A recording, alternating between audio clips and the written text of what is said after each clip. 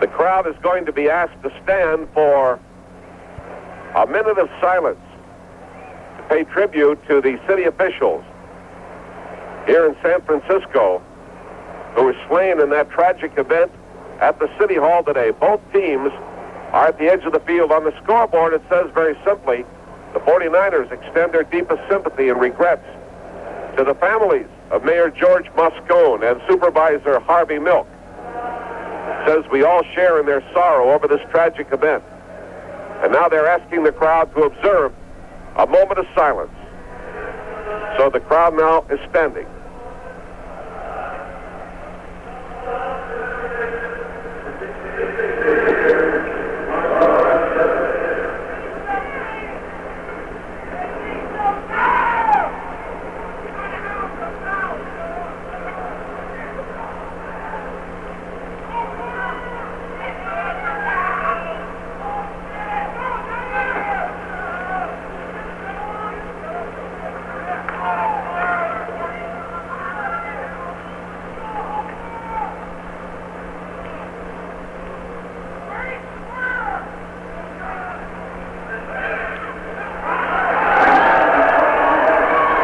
Silence observed in memory of the late mayor of San Francisco, George Moscone, and the city supervisor, Harvey Milk.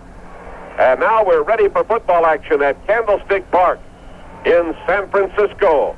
And the Steelers will kick off to the 49ers. How do you like the cuckoos in the crowd? Oh, they're observing a moment of silence, and they're, I don't know, a handful of voices out there at the top of their lungs shouting obscenities and whatnot during the moment of silence.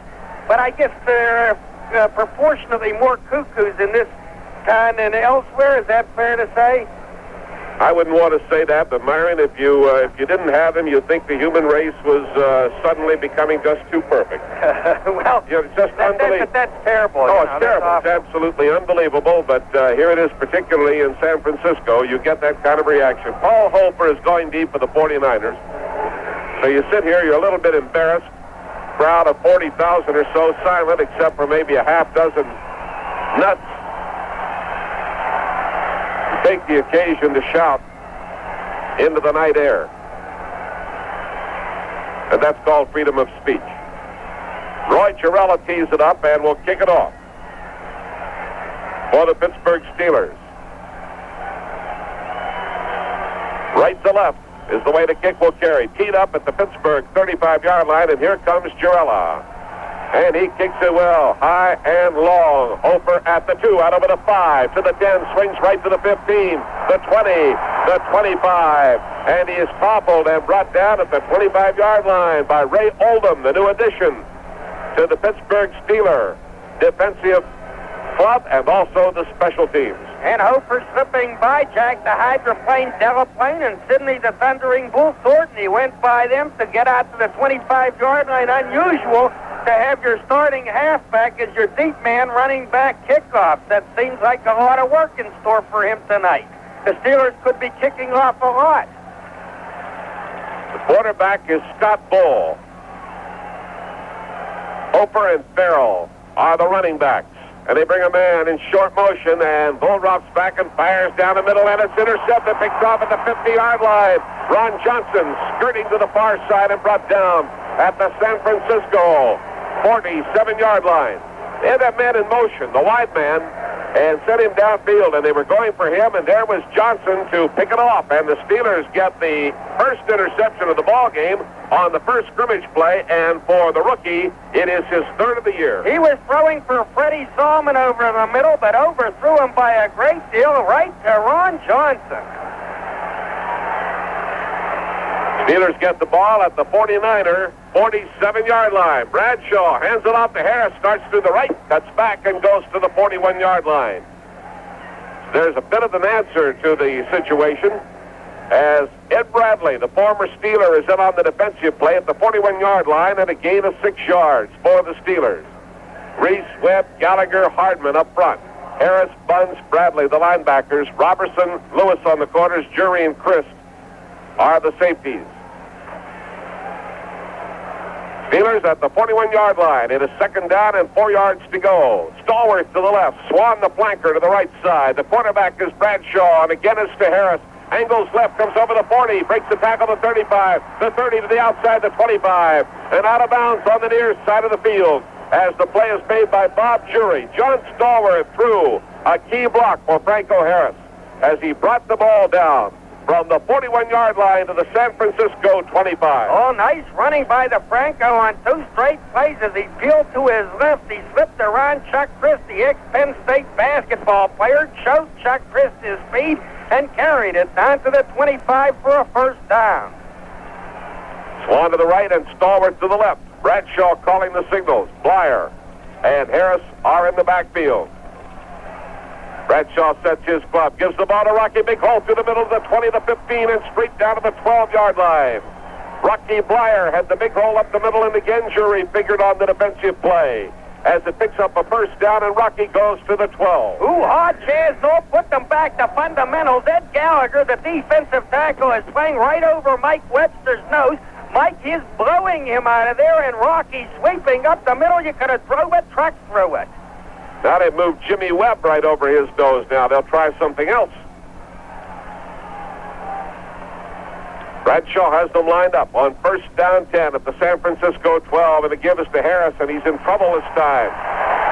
So they changed the defense just a little bit, and this time Webb was there along with Ed Bradley, the linebacker, and they made the play on Franco Harris at the 12-yard line. No gain on the play. Steve Corson is in that offensive line in place of Jerry Mullins. He's a first-year man from South Carolina. So a couple of youngsters on the right side in Corson and Penny, but Penny has picked up a lot of experience. Blyer steps into a close slot on the left side. And the give is to Franco, and he's tripped up as he slashes into the middle, goes down at the 11-yard line. They were ready and waiting, and again Jimmy Webb was there with Ed Gallagher. And Franco Harris goes down at the 11-yard line. And on comes an extra linebacker, Mark Nichols, for San Francisco to replace Ed Gallagher. And on this obvious passing situation, they'll go into the 33. And that was just a nice play by Jimmy Webb, the 4-year man out of Mississippi State. Not a real big tackle, tall, 6'5", but only 234 on the list. Pittsburgh sends Swan to the right, putting Stallworth in the slot. Swan will be picked up by Robertson. And a flag at the snap. We get a whistle down on the field, illegal procedure against the Steelers. And that will be a 5-yard mark-off from the 11 back to the 16-yard line. And we've got no score early in the first period. The Steelers getting the football when Scott Poole's very first pass of the ball game was intercepted by Ron Johnson at midfield, and the Steelers took over the ball at the 49ers' 47. Moving it on the ground, they've now moved to the 16. That is the penalty taking them back to there. Coach of the Steelers, Chuck Noll, looking out without a smile, pondering the situation.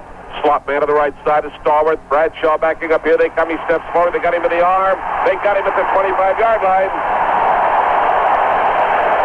Blitzing that time was Mark Nichols, the extra linebacker. And they came at Bradshaw and got him at the 25-yard line.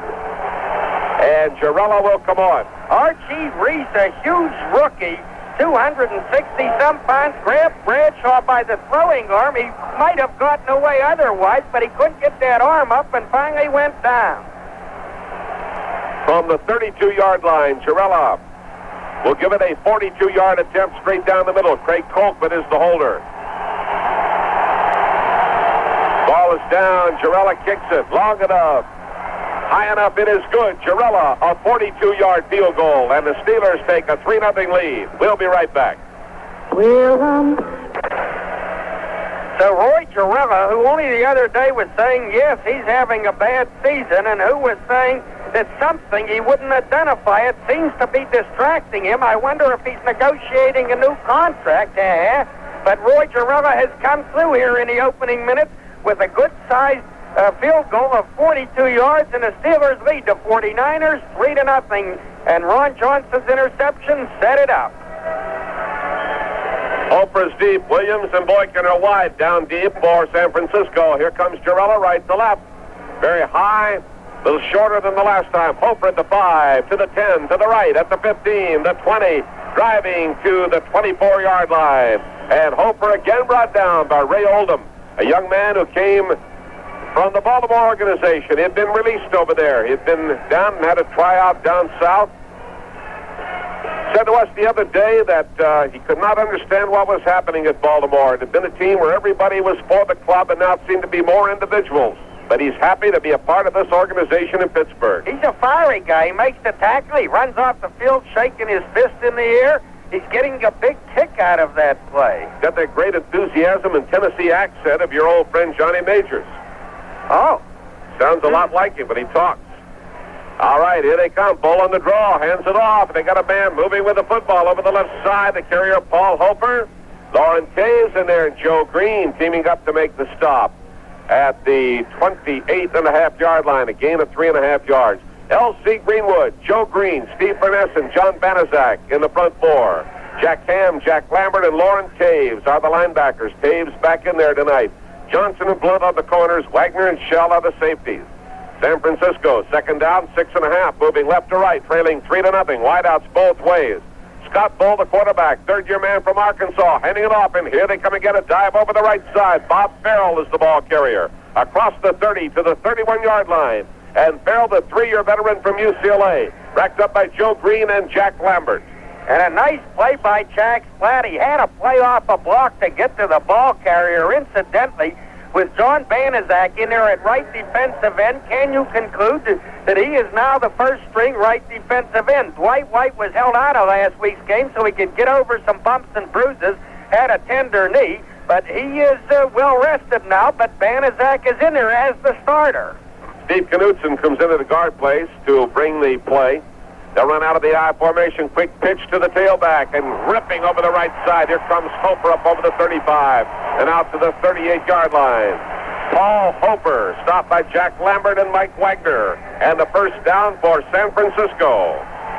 Well, I'll tell you that Paul Hofer, as Chaz Knoll said on his pregame show, does indeed run hard and slash. He ran over Mike Wagner that time, and Mike, prone on his back, looked up as if to say, "What hit me?"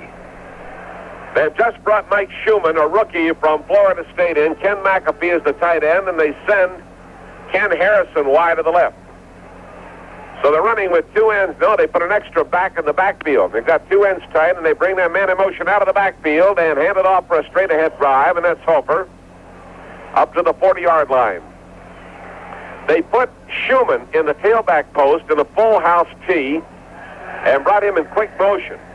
Steve Burness and Jack Lambert stopped Hofer on the handout at the 40-yard line, and he picks up 2 yards.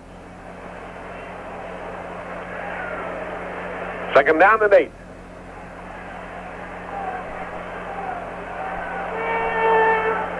Looking around,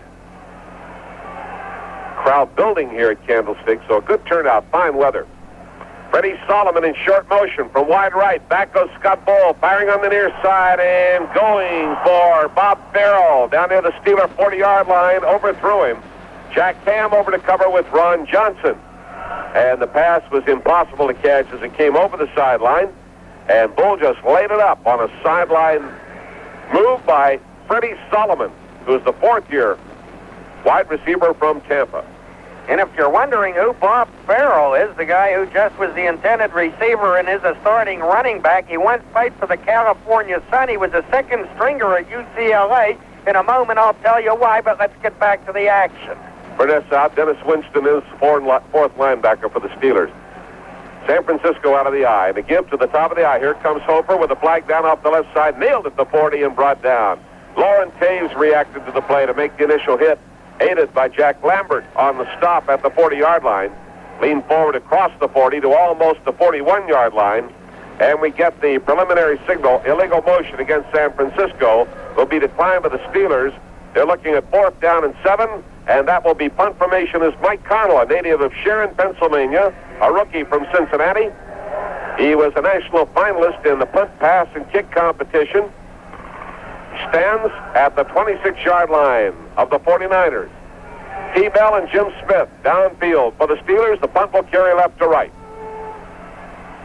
Mike Connell standing at his own 26-yard line. Snap, and he gets it away. Rather wobbly. Under it goes Jim Smith, running to his left, and then nailed. cut it about the 23, gave a little ground to the 22, running to the left, and then tried to cut back in the opposite direction and found the 49ers ready and waiting as the stop was made by Bob Jury and Greg Boykin. Steelers football continues after this timeout. Well, as Jack Flemming has told you, Steve Corson has been in that Steeler offensive line. I guess they're resting Moon Mullins because he suffered a hyperextended elbow in the last game. The Steelers are leading the 49ers here 3-0 as they take over the football at their own 22. Steelers moving right to left. Bradshaw, the quarterback, wideouts both ways. Harris and Blyer in the backfield, and the handoff goes to Blyer, hitting off the right side, and he comes up to the 25-yard line. Rocky Blyer, the ball carrier, the stop made by Joe Harris, the linebacker. They still go with Reese, Webb, Gallagher, and Hardman in the front four. Harris, Buns, Bradley, the linebackers, Robertson and Lewis on the corners. Jury and Christ are the safeties. It will be 2nd down 7. Nice block by Sam Davis on the left tackle, but the play good for only the 3 yards. Stallworth wide left, Swan set up to the right. Tight end is Randy Grossman in a strong right formation for the Steelers at their own 25, and here's Bradshaw going back. Bradshaw fires to the far side, and there is Swan at the 37-yard line, and he's thrown all the way back inside the 30, and they're going to call it the 33. Ruling apparently that he gave a little ground as he was attacked and brought down over there by Joe Harris, the linebacker, and Vern Robertson, the cornerback, coming up. Mark it at the 33 and a first down. And so that is Bradshaw's first pass, and the completion gives Swan his first catch in 3 games. It's not as bad as it sounds. In other words, he got shut out last week. He hasn't caught one since 2 games ago, so this is his first catch in 3 games. His 50th of the season. One more, and he's had his all-time high, Jack. He's right there. The give to Franco, running left, cutting back to the right, coming over the 35 and up to the 40-yard line. Harris made that slick move as he headed left, cut back to the right, and ran into the arms of Archie Reese, the big rookie from Clemson, the defensive end. They will mark the ball at the 39-yard line and give Franco a gain of 5.5 yards. 2nd down, 4.5 to go.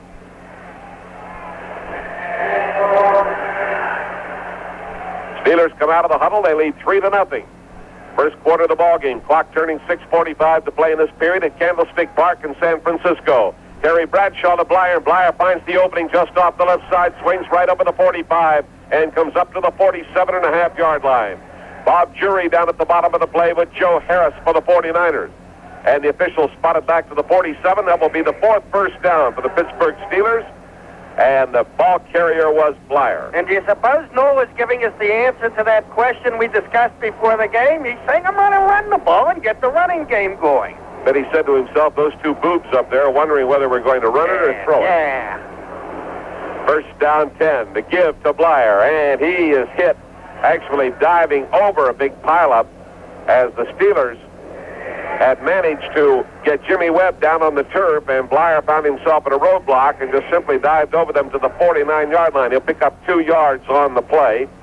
And on comes Mark Nichols as an extra linebacker for the 49ers. And on 2nd and 8 here, Candle and Bradshaw resist the delicacies of that San Francisco secondary. I think not. Jimmy Webb comes out, and they go into a 3-down lineman defense, pulling backers up on each side, and then stunning with another backer, and the pitch out to the right side. And Harris with the ball gets a block from Blyer, then goes outside and is caught and brought down. Harris cornered by Joe Harris and Ed Bradley at the San Francisco 49.5-yard line. Short gain, 3rd down, and a short 7 to go. And that name, Ed Bradley, brings back memory. You betcha. And Chaz did resist the delicacies of the secondary, did he not? He ran the football. Correct me on the histories. Bradley went to Seattle in the expansion and then was traded down to San Francisco. Exactly. Good linebacker from Wake Forest. It is 3rd down, 6.5 yards to go, just over midfield in San Francisco territory. Bradshaw's back, and here they all come.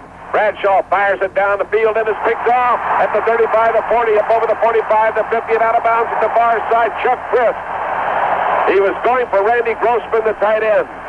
Slightly underthrown, and Christ came around Grossman and picked it off, brought it back over midfield, and to the far side, was chased out of bounds around the Steeler 41-yard line. An interception. We'll be right back. gotta meet the morning train. Gotta rush to catch my plane. Gotta drop this package off, but first I've gotta stop at golf. People, all kinds of people, more than a million a day. She said like the... So Chuck Christie, ex-Penn Stater, gets his 5th interception of the season. He was not covering Grossman downfield, going downfield.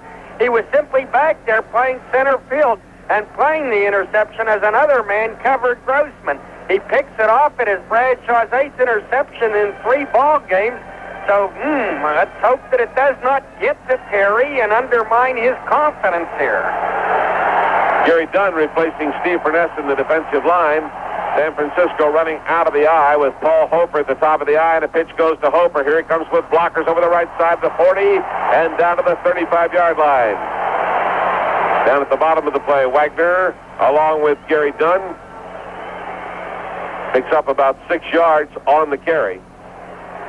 Over the right side of the line, they have Steve Knutson playing at left guard. Ayers, Knutson, Quillen, Downing, and Fawnhorst, the interior linemen. Ken McAfee, the tight end. Harrison and Solomon are the wide receivers. Harrison goes to the left, and Solomon is in a wide slot to the left side. Running backs, Hoper and Farrell. Quarterback is Scott Bull. Here's Bull handing it off and running to the right, and nailed is Bob Farrell. Jack Ham had him. He was struggling. So the ball is marked at the 35.5-yard line. We'll be back after this pause on the Steelers Football Network. WVAM-FM Altoona, Country FM 100, your exclusive Steeler football station.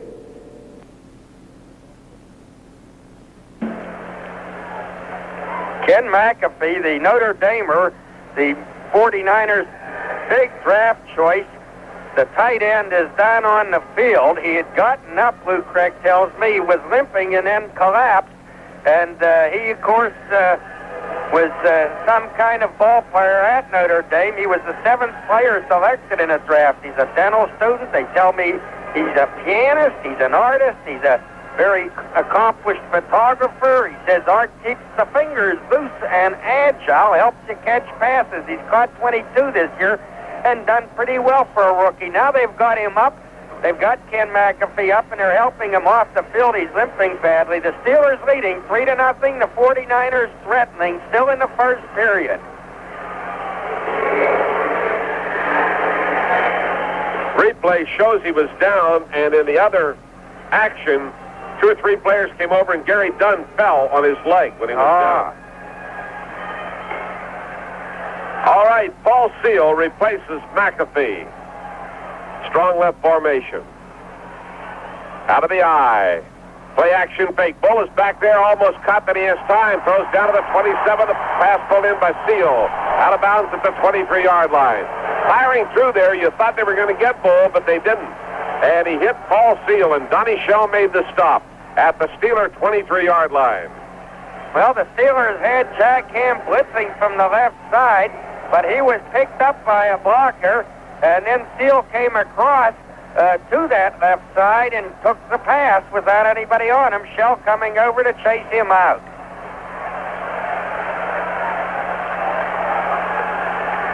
San Francisco ready to go. First down 10 in Steeler territory. Pittsburgh leading 3-0. Ball hands it off. Here comes Hoper. And he meets a stone wall. He'd get a yard or two. Stops shy of the 20-yard line with Jack Lambert right in the middle to make the defensive play for the Steelers.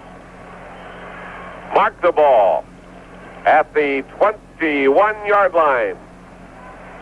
Gain of a yard and a half. Second down. 8.5 yards to go for the 49ers.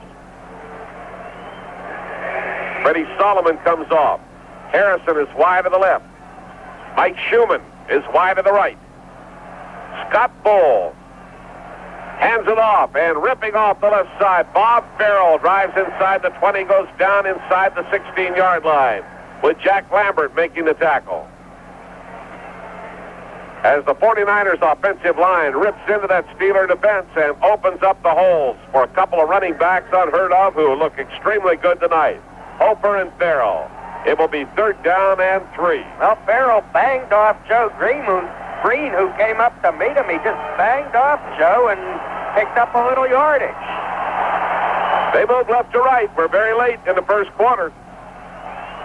Scott Ball gives the ball to Hofer, and he drives through like a bullet inside the 15 to the 14, the 13 and a half. He is shy of a first down. Joe Green, John Benezak, and Jack Lambert stop the play. Now decision time for the 49ers. Will they bring on Ray Wershing to kick the field goal? They need about a yard, and Wershing is coming on, and the crowd is booing. But everything in the book says, get the 3 and tie it up.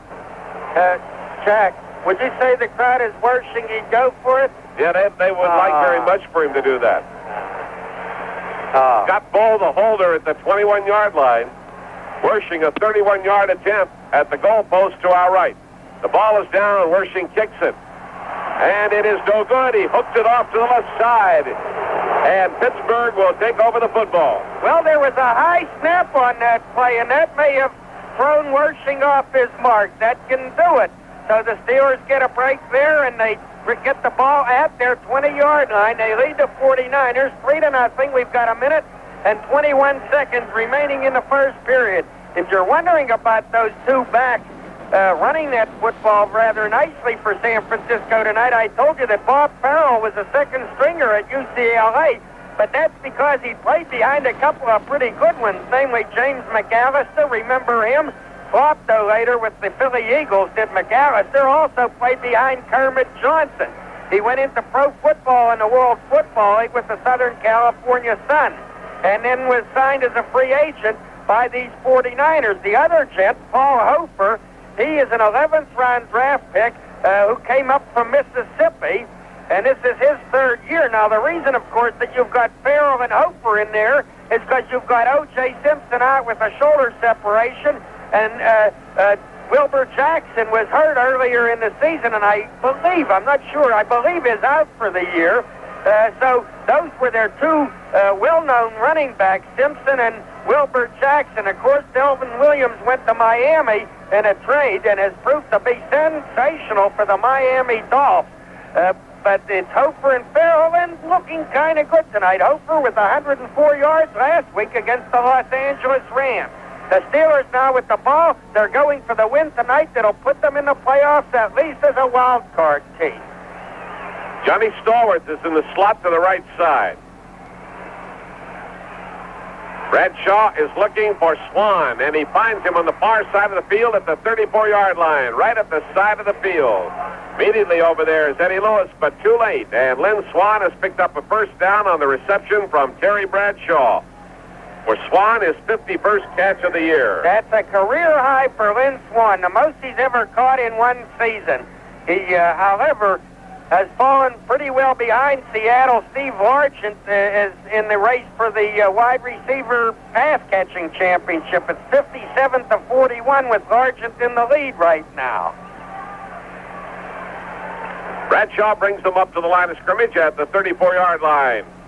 He was going to hand it off. It looks like a broken play, and he gallops for the sideline, swinging to the right, goes out of bounds at the 35. Looked as though he wanted to hand it off, and nobody was there. Franco Harris would have been the intended receiver of the handoff. So Bradshaw just took off with the 49ers in pursuit and galloped out of bounds on the far side of the field at the 35, picked up a yard on the carry. 2nd down and 9. In San Francisco, where the temperature is moderate in the 50s tonight. Myron, I flew out of Pittsburgh this morning, and it looked like Alaska for the first time this year. It snowed, did it not? But it was raining later today. Uh-huh. It snowed. Wipe it away before I get home. Strong right formation. Bradshaw is the quarterback for the Pittsburgh Steelers. He goes straight back. Swing pass right side. Franco over the 35, the 40. He's running. He's to the 45 and goes down at the 46. Jimmy Webb made the tackle for the 49ers, and Harris has a first down as they hit him in the right flat area, and he carried to the 46-yard line. And you had Steve Corson, who, as we told you, was in that offensive line tonight for Moon Mullins, taking the linebacker, Joe Harris, out of the play on the far side to enable the swing pass to cut up inside and make the yardage out to the 46-yard line, or make it the 47. Clock turning with 36 seconds to play in the first quarter. First down 10. Bradshaw sets the Steelers. And the give is to Blyer. Flag down as Blyer rips just off the right side over the 50 to the San Francisco 48. And it looks like we got a call against the Steelers. Holding. And that one will hurt. You know, Franco's got something in the works here tonight. He needs 69 yards to pass Larry Zonka and become the number 6 ranking man on the all-time National Football League ground gaining list, rushing list, if you will. So far in 6 carries, he's got 31 yards, so he's almost halfway to those 69 yards that he needs.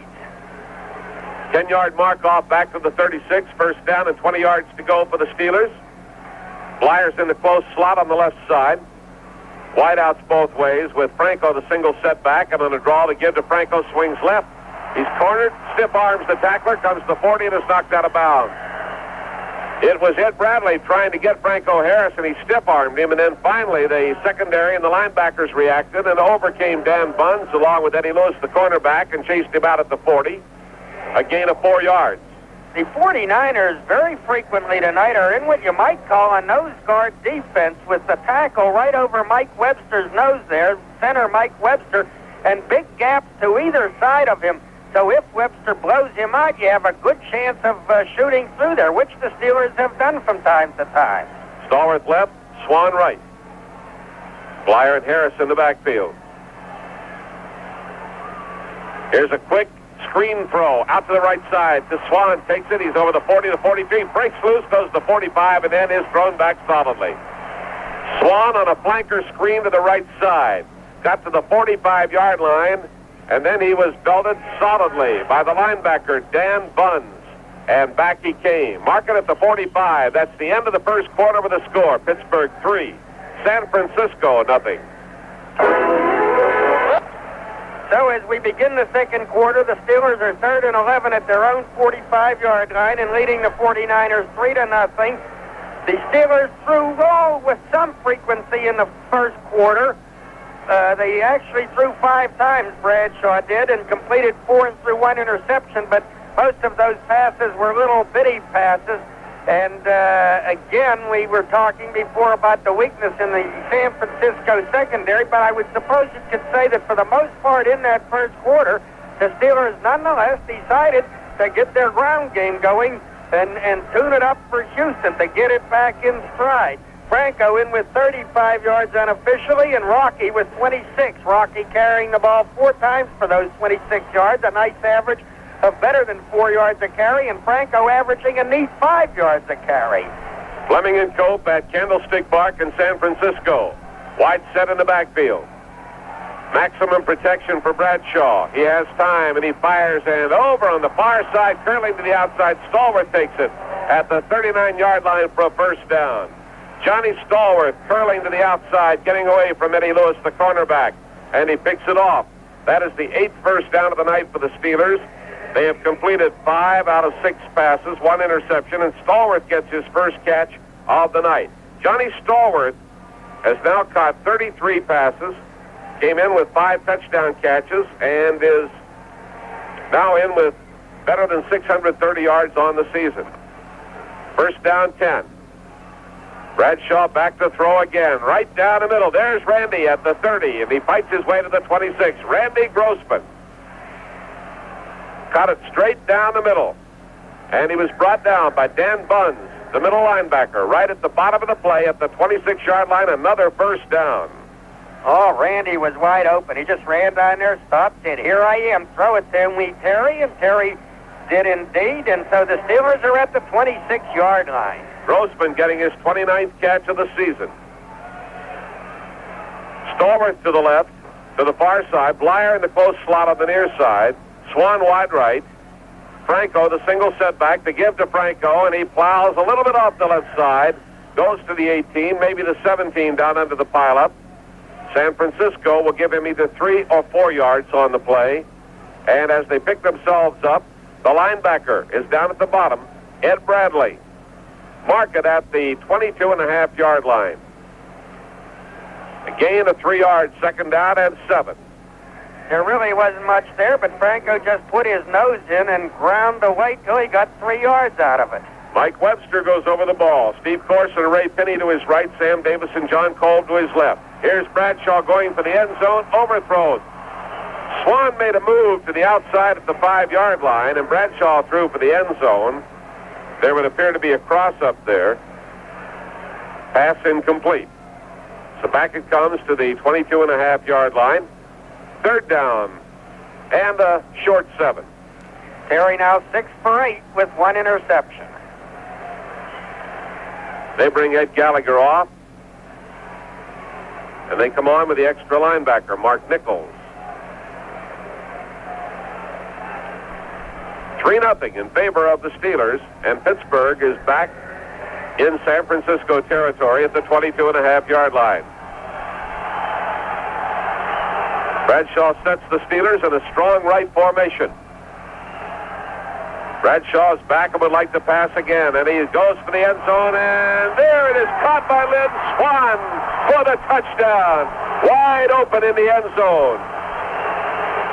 Swan took it all the way to the wall. Well inside of Vern Robertson. Well inside of Bob Jury. Laid right on the money.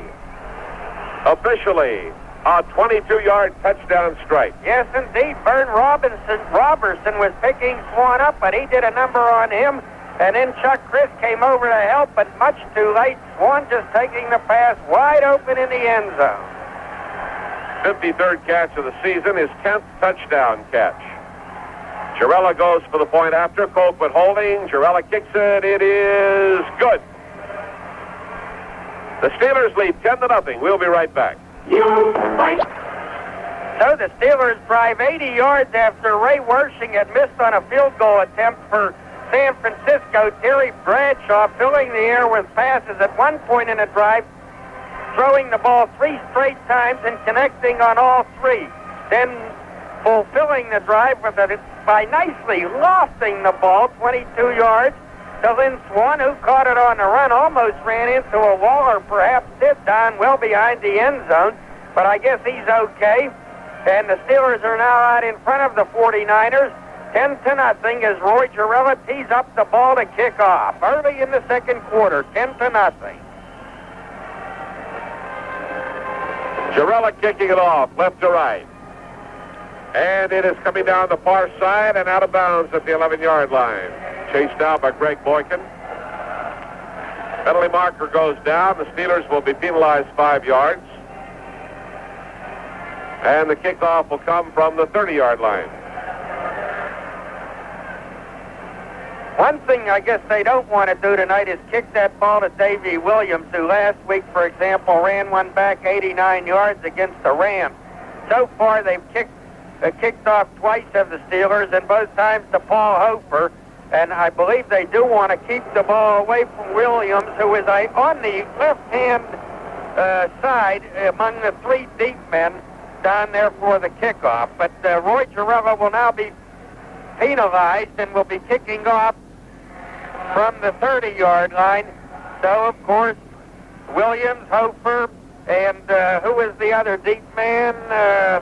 33 would be Greg Boykin, move up accordingly. Well, the big boo in the background was for the nationally adored voice of ABC, who is bringing radio back on Monday nights. Strong. Here is Girella kicking off. And he hooks it this time, and it's going to go out of bounds again with Boykin right over it. He touched it, they say, at the 17-yard line. Huh. Now that is a strange bit of event. Boykin, in following the football,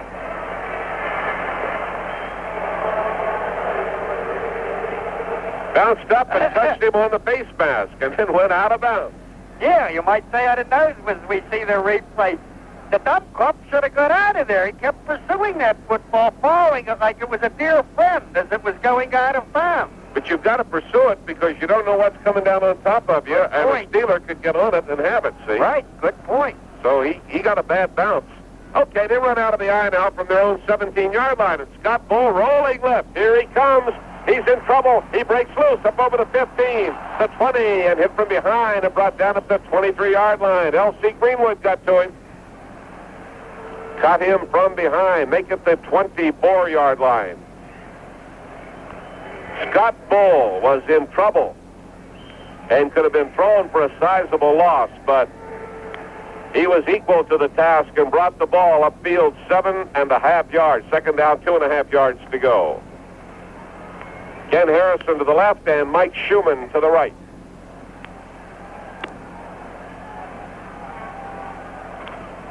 Scott Bull hands it off, and they try the left side. And they send Bob Farrell up to the 27-yard line. He may have a first down. Steve Furness at the bottom of the play. Steelers with Greenwood, Green, Furness, and Banaszak up front. Ham, Lambert, and Caves the linebackers. Johnson and Blunt on the corners. Wagner and Shell are the safeties. They'll take time to measure, but it would appear that the young man has picked up the yardage he needed. Maybe not. Inches. Third down and inches. Freddie Solomon comes back on the field. They've got one tight end hurt, Ken McAfee.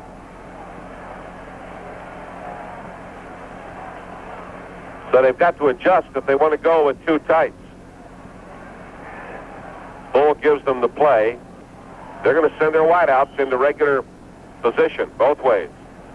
Solomon to the right and Harrison to the left. Running backs, Hofer and Farrell.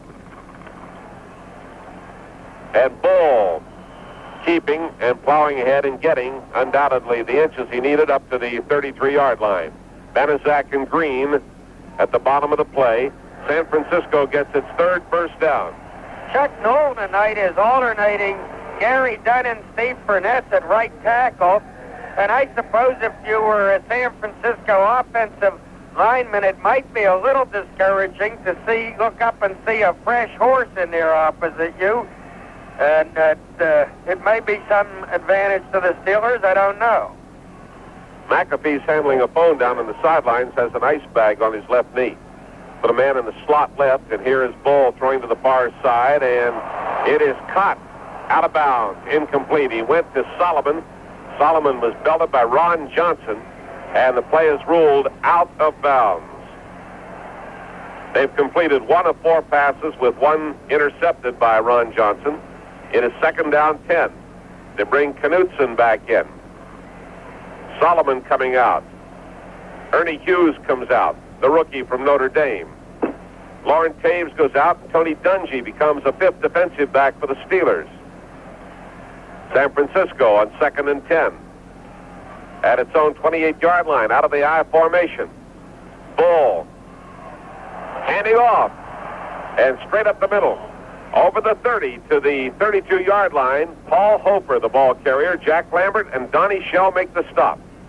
And Myron, he's got quickness, the young man from Ole Miss. Yes, he does, and he cuts back against the grain very well. He headed to his right and then cut to his left, and, wow, he was through there very quickly. Furness and Dungy out. That brings Taves back along with Dirk Winston. 4 linebackers now with 3 down linemen. Greenwood, Green, and Banaszak up front. Third down and 5 for San Francisco. They put Hofer in the slot to the left side. Farrell is the single setback. Bull is back, and he gets it away under pressure. Throws to nobody as L.C. Greenwood came in on him with the arms up high. That's reminiscent of the Super Bowl years. Oh, I'll tell you, sure, that's what he did to Francis Tarkenton. The only difference being that Francis was running over there and enabling L.C. to travel less distance to do it. This time, though, he was coming up the middle, and he made it very difficult for Bull to see, let alone throw. Mike Connell standing at his own 18-yard line. Downfield, T. Bell and Jim Smith for the Steelers.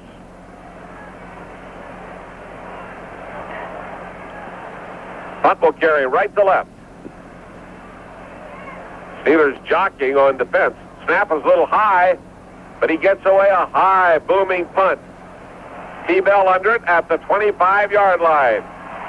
Coming forward to the 30 and is spilled at the 34-yard line. A 43-yard punt. And the return by T-Bell of 9 yards. Steelers football continues after this timeout. 49ers 10-0. with 10 minutes and 35 seconds remaining in the second period. Roy Girella having kicked a 42-yard field goal, and Terry Bradshaw hitting a 22-yard touchdown pass to Swan. And here go the Steelers at their 35. Stallworth wide left, or rather Swan wide, Stallworth wide left, Swan in the slot. Now they bring Blyer into a wide flanker position and give it to Franco straight up the middle. And he comes to the 38-yard line. Franco Harris brought down by Joe Harris, the left side linebacker. So they put the slot man to the left and then shifted Blyer to a wide flanker position to the right, giving them a wide double wing look. Franco going off for some kind of attention, and that brings it's going to bring Rick Moser on, the rookie from Rhode Island. See if we can get the glasses on Harris. Yeah, I've got him on, Jack. I cannot tell yet what it is. Second down. Bradshaw's back. Straight down the middle to Grossman. He's at the 48. Running to his right. He's trapped, and he's going to go down at the 48-yard line. Grossman caught by the ankle by Mark Nichols, the linebacker, and he could not get loose, struggling hard as he could. That is the 10th pass thrown, 8 completed, and Randy Grossman getting his second catch of the night, and the Steelers their 11th first down. Ralph Berlin is over there talking to Franco, kneeling alongside of him. Maybe he's asking him, what day of the week is it, Franco? He might have had his bell rung. I don't know. They're not treating anything. Have Blyer in the slot to the right to give the ball to Moser, the big rookie hitting off right tackle, coming up over the 50 and edges into San Francisco territory. So Moser crosses the 50-yard line barely, and the stop is made by Archie Reese. They've been running away from Cedric Hardman all night, trying to stay clear of him. And right now they're back to their ground game. Second down and 7 yards to go. The Steelers leading 10-0 over the San Francisco 49ers. 8:43 on a turning clock in the second quarter. Slot man to the left, and Blyer comes right as a flanker. Wide double wing formation for the Steelers. Quick pitch to Moser. Moser coming off the right side, over the 50, down to the 45, and onto the 43-yard line. As he was bumped by Joe Harris, came down over top of Bob Jury, and they are shy of a first down by about a yard. And trainer Ralph Berlin had his hand up Franco's right sleeve, apparently working on his shoulder. Perhaps that's what it is. Franco seems in some kind of pain. Sidney Thornton comes in to replace Rick Moser in the backfield. Or did he? Nope. Nope, he didn't. I saw him. Oh, yeah, he's set up as the wingback. Moser stays in. And they hit in there in the short yardage formation. Flags go down. So they left Moser in, and Thornton came in to replace a wideout as they brought an extra guard in, Ted Peterson. Now the wideouts come back. We're going to pause for station identification. You're listening to Steeler Football 78 on WVAM-FM, Altoona, Country FM 100.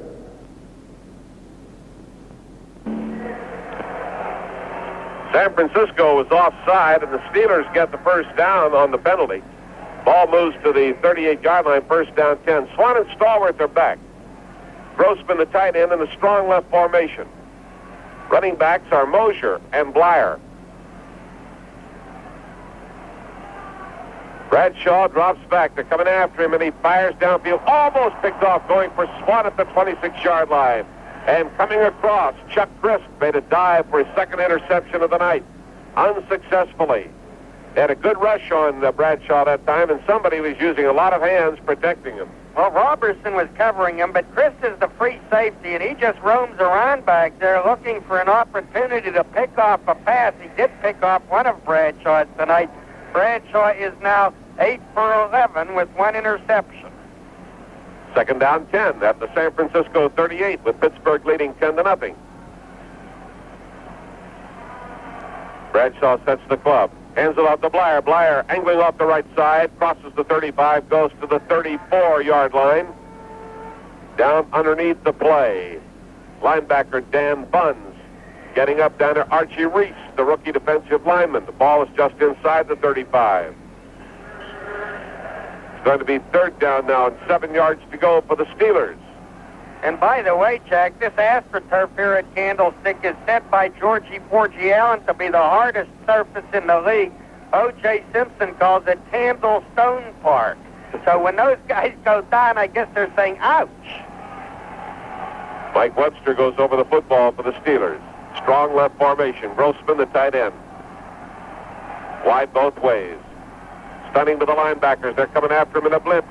Bradshaw gets rid of the football, and Swan takes it at the 14-yard line, and then he is caught by the head and thrown by Vern Robertson. We'll kick that one around a while tonight, won't we? They had the blitz coming at Bradshaw. He unloaded the Swan, and Swan made a brilliant move to catch it, and then was hit by Robertson and knocked down at the 14. And that was the old Pitt Panther, Bob Shorey, coming with the safety blitz. They had a linebacker blitzing as well, but on the delayed safety blitz, here came Shorey, and Bradshaw got rid of it in the nick of time and then took Shorey down his throat. Swan has 5 catches on the night, 54 on the season. The San Francisco 14. San Francisco jumps. Now let's get the ruling. They were pulled off by the Steelers. Illegal procedure will take the ball back to the 19-yard line. 5 yards. So it'll be first down and 15 at the 19-yard line. And I would suppose that Bradshaw will not let up on the passing game in as much as he's completed 9 out of 12, and the San Francisco secondary is looking pretty much as advertised. That is the particular area that Dan Radakovich is working on since coming back to the 49ers, the secondary. Ed Gallagher out. Mark Nichols in as a 4th linebacker for the 49ers. First down 15 at the 19-yard line. Bradshaw wanted to hand it off, but Blyer stumbled, and Bradshaw had to keep it rolled out. Rocky lost his footing as he went for the handoff coming forward, and Bradshaw had to keep it, and they were on him like a blanket. Cedric Hardman was there, along with Dan Bunz, back to the 24-yard line, a 5-yard loss, and Blyer lost his footing. Yes, he did indeed, and so he never did get to the handoff, and Terry saw that he was just going to have to go it himself, and he then slipped and fell, got up, and was quickly put down. So we're one play away from Roy Boy Girella having to come on to try another field goal. Blyer goes into the slot close on the left side. Mosier in the backfield. The give to Mosier through the middle and down to the 20-yard line. Rick Mosier, the rookie from Rhode Island, playing in place of the injured Franco Harris. And the tackle made by Archie Reese at the 20-yard line. And the Steelers have third down and 16 yards to go.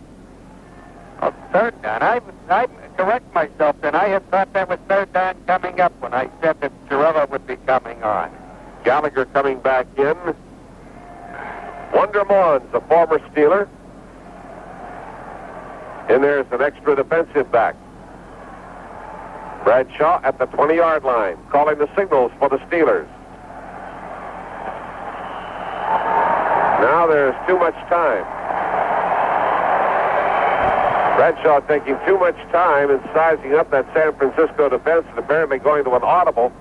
That takes it back to the 25, another 5-yard penalty. And apparently also trying to set the rookie Mosier, Rick Mosier, in a proper position in the backfield. He turned and pointed to him, and Mosier moved. By that time, the whistle had blown, so they are back to the 25-yard line now. 4:47 to play in the first half. Pittsburgh leading 10-0. Bradshaw's now at the 25. He's back there. They're looking for him, and he throws. And there's Swan for a touchdown at the goal. Swan was a step away from Bob Jury, who wound up down on the turf. And the rookie from Pitt is getting a lesson from the veteran receiver from Southern California, who gets his second touchdown catch of the night. The Steelers go on the board with another TD. And all these Swans in the stands undoubtedly go crazy because this is Lynn Swan's hometown, his home territory, and he left Robertson and the 49ers in their defense, I would presume, intend for Chris to pick him up, but he wasn't able to get over there. Jory, rather. And so it's a nice TD pass for Terry again. Girella goes for the point after. It is up there, and it is good. Steelers move out to a 17-0 lead, and Steelers football continues after this timeout. This is the one. So Terry Bradshaw with his 2 touchdown tosses tonight to Lynn Swan now has 21 touchdown passes this season and has tied a Steeler record set by Ed Brown, quarterback Ed Brown, back in 1963. What's all the hollering about? Tell me. Oh, a sign is hung up in the stands that says, "Blame Joe Thomas." He, of course, is the beloved general manager. This time it's sailing downfield, caught at the 15. Then it come back over the 20, the 25, the 30, the 35-yard line. They are trying to keep that ball away from Williams. No question about it whatsoever. And that one was fielded by Mark Nichols, the linebacker. Rick Moser made the tackle on him at the 35-yard line. First down, 10. Well, I suppose you can keep it away that way, kicking the ball short, not going for all the distance you'd like because you don't particularly fear the San Francisco offense. So you give them a little field position, so what? Freddie Solomon to the right and Ken Harrison to the left. Bull digs in. They're after him. Now he runs out of the pocket. Up to the 35, the far side, the 40, and in. Hits down at the 43-yard line. As he ran into Jack Ham, was pursued by Joe Green. By golly, Green was in a foot race with him from behind, and Ham set up the roadblock in front. And now Green slaps Ham on the back, and they nailed him at the 43-yard line, but he picked up 8 yards. That's the second time tonight that Bull has been trapped and got away. Yes, Scott Bull is a rangy quarterback, 6'5". He's listed as 211 pounds out of Arkansas.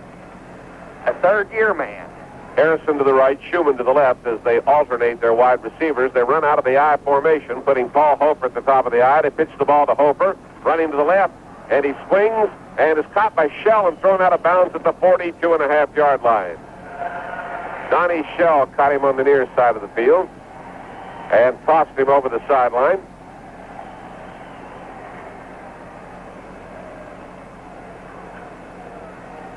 And that will bring up the third down play. Third down and about 3.5 yards to go.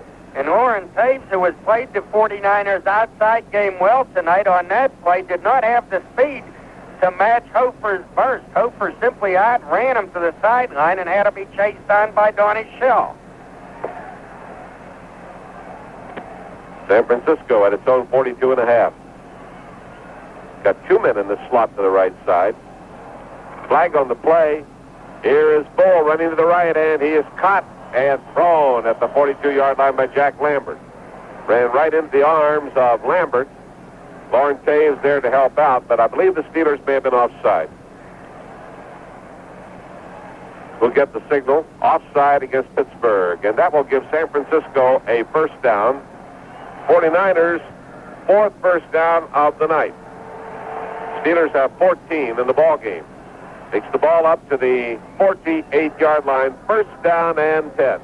We were unable to get our referees, Mike, hooked into our broadcast tonight, but Dwight White, as I saw it, was the man who made the early start and was offsides on the play. So, all right, the 49ers get another first down. They trail the Steelers 17-0, 3:35 left in the second quarter. We had not reported him into the ball game, and he is in there.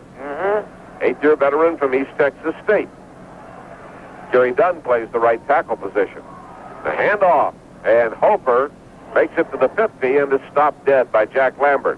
Hole open, then it closed as Lambert plugged the gap, and Hofer comes down at the 50-yard line. Gain of about 2 yards, second down and 8 yards to go. Next Sunday afternoon, the Steelers and the Oilers from the Astrodome in Houston. That is a big football game.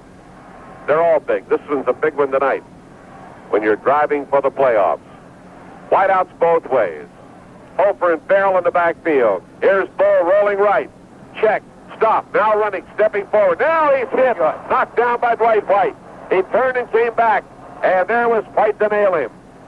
on the sack, back at the 42.5-yard line, and Green was right alongside of him, but White hit him and smacked him down at the 43-yard line. I'll tell you, he didn't know which way to go back there. He was a little confused.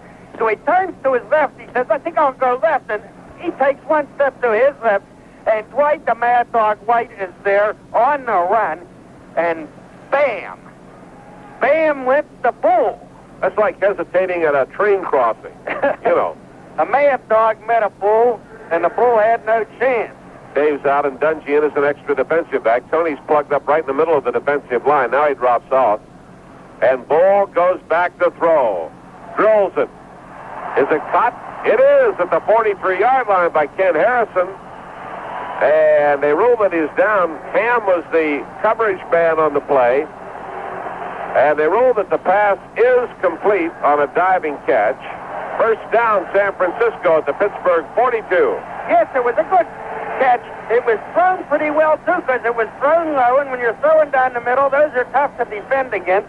But it did require a nice catch by Harrison, and he made it. So the 49ers are into Steelers territory and perhaps up to something. The Steelers leading the 49ers 17-0 late in the second quarter with 2 minutes remaining, and we'll be right back. All right, the 49ers with first down at the Steelers 42. Franco Harris pacing back and forth in front of the bench. The problem seems to be with his right shoulder. He was taken out of the ball game during the Steelers' last touchdown drive. And I don't know why he's pacing back and forth like that. Pacing is not known as therapy for a jammed shoulder, but in any event, I hope it's nothing serious. The Steelers need him in Houston next Sunday. Here they go, first down 10 with Bull back and looking, and Bull throwing out the near side, and it is broken up. And the flags go down. Late reaction. Lauren Taves over there to cover along with Lambert. Lambert went down, and Taves bumped the receiver. That was Paul Hofer, and they're going to rule interference.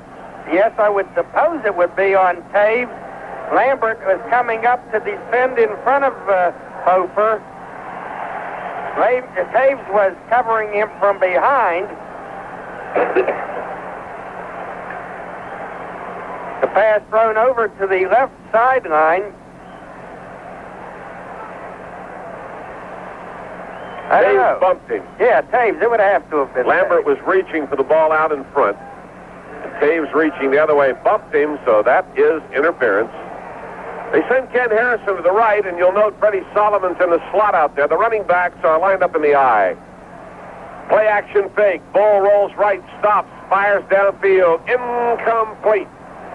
Possibly going for Ken Harrison down inside the 15. Hammond Johnson covering in the area. The pass is no good. Or perhaps to the tight end, Paul Steele, who was being covered by a linebacker, I believe Jack Ham. And if it was to Steele, then it was badly overthrown. It was really hard to tell who he was throwing to because the ball was thrown to nobody. They bring Dave Williams out. They had him in for that play. Sending Ken Harrison, a 6-footer, 3-year veteran from SMU, to the right, and Freddie Solomon, the speedsters, in the slot. Running backs are Hofer and Farrell.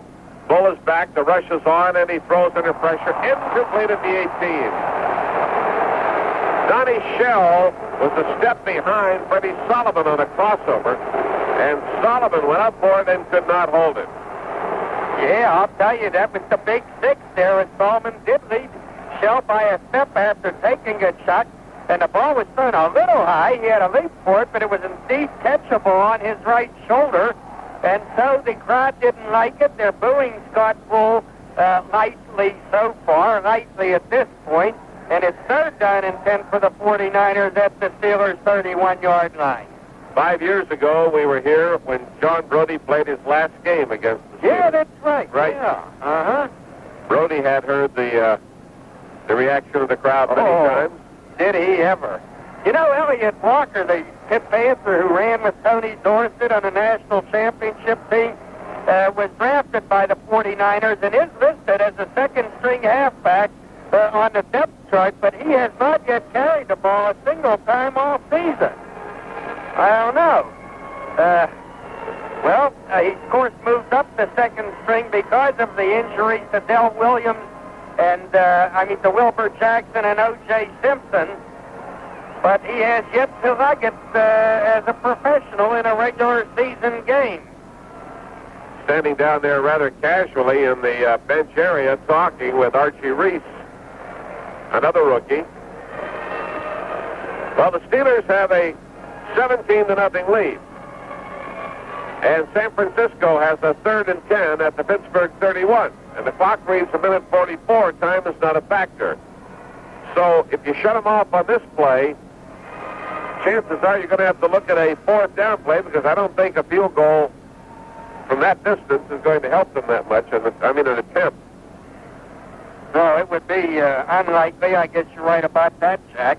Gary Dunn into the Steelers' defensive line. Worshing is kicked 2 out of 3 from 40 to 49 yards. Now we got Bull back there. Has time, lots of time, firing to the far side on a little comeback on a loop out to the side. It is caught at the 14-yard line. Ron Johnson was unable to cover the receiver, tight end Paul Seal, who got away from him. And Seal looped to the outside and came back on the ball. Can't blame Johnson because the quarterback had all day. Oh, they flattened the Steelers' pass rush, and my goodness, the guy could have written his autobiography before throwing the ball, and you just cannot defend against those receivers all night. Minute 37 there at the 15-yard line. Scott Bull has the 49ers lined up. Now he's back there, and he lets it go into the end zone, and the receiver is down. Play covered carefully by the official. Harrison is appealing. Mel Blunt covering. The official watching the play says, no cigar. I think if you see in that end zone, there's a ridge that runs out there in the turf, and he may have just caught his toe in that and gone down. There's a line that goes directly across there. Could be. Both wide receivers for the 49ers complaining to the official of interference, but he says, So it's 2nd down and 10 at the, just inside the Steelers' 15-yard line.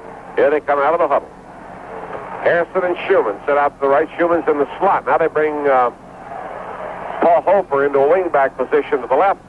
Bull is back. Now Bull is running, bumps into a teammate, and he throws over. L.C. Greenwood intercepted in the end zone by Jack Ham. And Greenwood was the man who did the job, because Scott Bull, in scrambling, ran into one of his teammates, and then when he bumped loose, got ready to throw the ball, there was L.C. right up over him. With the arms extended, he threw it to Ham in the end zone for the interception, and the Steelers have it at the 20. You betcha, and L.C. was a one-man rush there. The Steelers were laying back for the pass. Joe Green was ranging along the line of scrimmage with his hands up, and L.C. finally came up the middle, and he may have even deflected that ball. He gave Bull a clobbering as he got rid of it, and it was a nice interception falling like a shot quail into Jack Ham's hands. Jack Ham's fans are here tonight. That Dobra Shonka? Yeah. Poster's up. Hey, Franco's back. Here he comes running to the right, and he's chased out of bounds at the 28-yard line. Franco Harris is back in there. Picks up 8 yards, running to the right, and angles out of bounds on the near side of the field. Linebackers over to cover him. Joe Harris, Dan Bunz, 2nd down 2 with 1:17. Playing the first half. That, by the way, was the 2nd interception by the Steelers. Ron Johnson picked off Bull's first throw of the ball game, and that led to a Steeler field goal. Now Jack Ham has come through. Bradshaw sets them at the 28-yard line, drops back. Now he's firing to Franco, coming out of the backfield, ruled incomplete as Franco went down at the 35, catching it. Coming up to cover was Bob Jury, incomplete. The local radio broadcast, KSFO, in the booth to the left of us, has 4 people working and 10 people in the booth watching. Undoubtedly the most bizarre radio booth I've seen in some time. They've got a cast of thousands standing over there. I'll tell you something. You weren't going to throw one of them out because he's Eddie DeBartolo Jr., who owns the ball club. Nothing I'd like better than to do a broadcast and have that man in the booth with me. Well, Well, we got Rocky Blyer in there, and give us to Harris, slashing off the left side, and he goes to the first down at the 31-yard line. And that will be Pittsburgh's 15th first down. Rocky told me to remind Eddie DeBartolo, they both went to Notre Dame at the same time, that to come down to the locker room and see him after the game. My hunch is Rocky wants to sell him something. I mean, you would say it's a prime customer, huh? Right. $200 million, I guess. Steelers call timeout with 1:04 remaining in the first half. Would like to call your attention to next Sunday's activity. We have a short work week in preparation for the Houston Oilers and a key game. The Oilers hold one of the two victories over the Steelers. That game on a Monday night just a while back. Ball game will start at 4 o'clock Pittsburgh time, and that means we'll be on the air at 3:30 Pittsburgh time, live from the Astrodome. Time for a quiz. Who has more interceptions than any other linebacker now playing in the National Football League? Jack Ham. Jack Ham is right. He has intercepted his 25th a few moments ago to break a tie with Mike Curtis. He's got more than any guy playing linebacker in the NFL. All right. Here's a quick screen out to the left to Stallworth. The Stallworth runs away from the screen, coming back to the opposite side. Yes, Swan the block for him, breaks the tackle at the 30, the 35, and out of bounds at the 37-yard line. Penalty marker goes down. May have had an illegal formation. That was a different formation, to say the least. Stallworth did not pick up a screen. He came back in the opposite direction. Got a penalty pending against our side. Bob Jury was chasing Stallworth across the field and caught up with him, but Stahl gave him a smart stiff arm and knocked him down and kept going. Jury is playing against the guys he so much admired when he played for Pitt. I'm sure a lot of these guys were fellas he looked up to, Steeler players, and he's getting a first-hand experience with them tonight. Illegal use of hands on offense. Takes it back to the 20-yard line.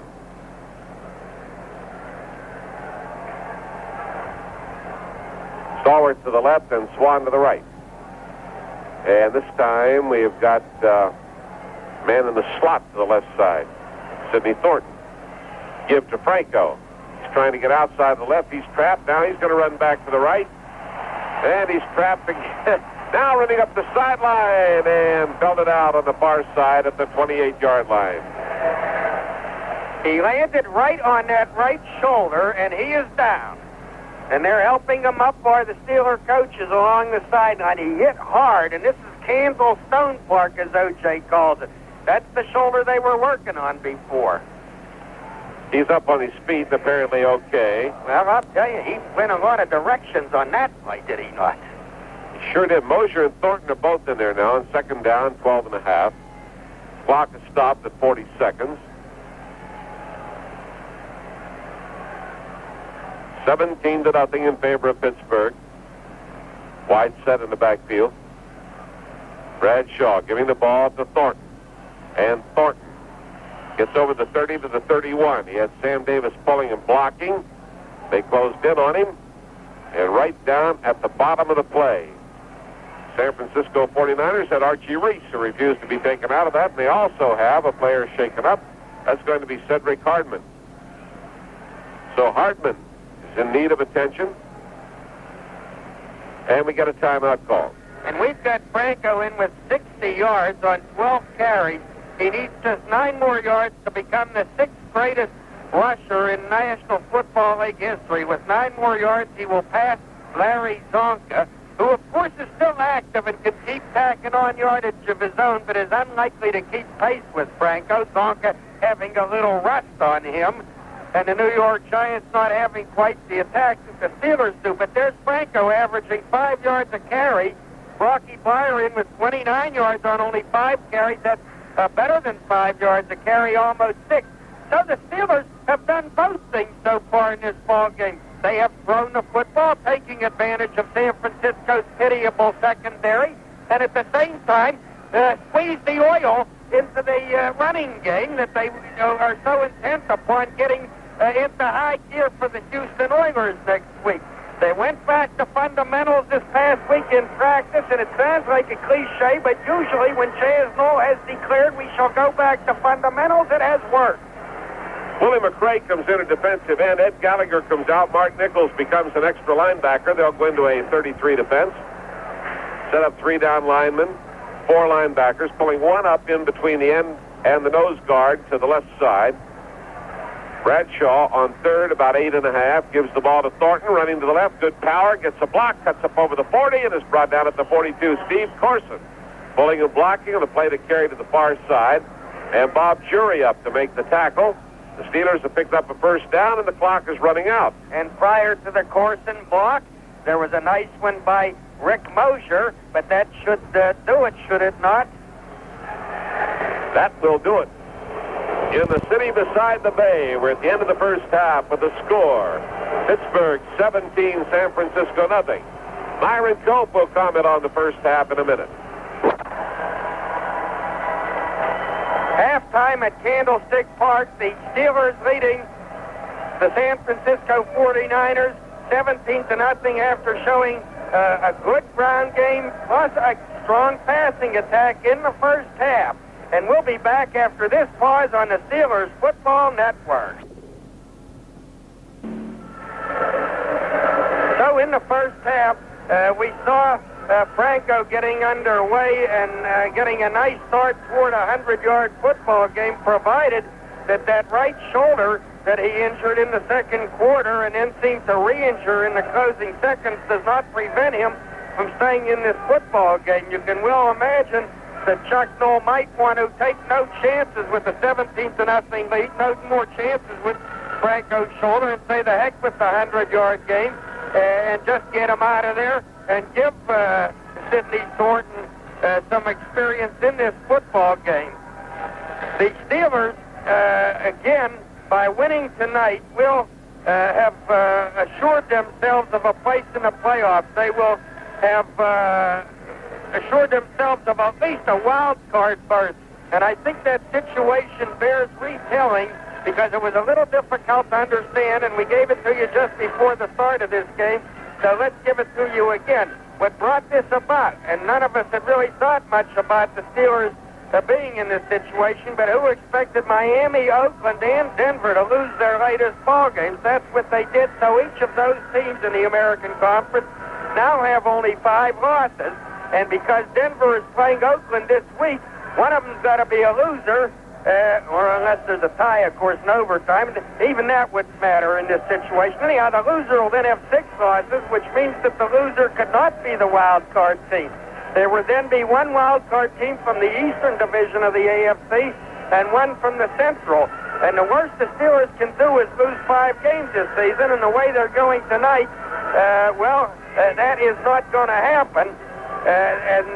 Well, let's see. They are now 10-2. They would be 11-2 with 3 games remaining. They could lose 3 and finish with 5 losses. But in any event, it all boils down to this. If they win tonight, they are in the playoffs. But I say the heck with that.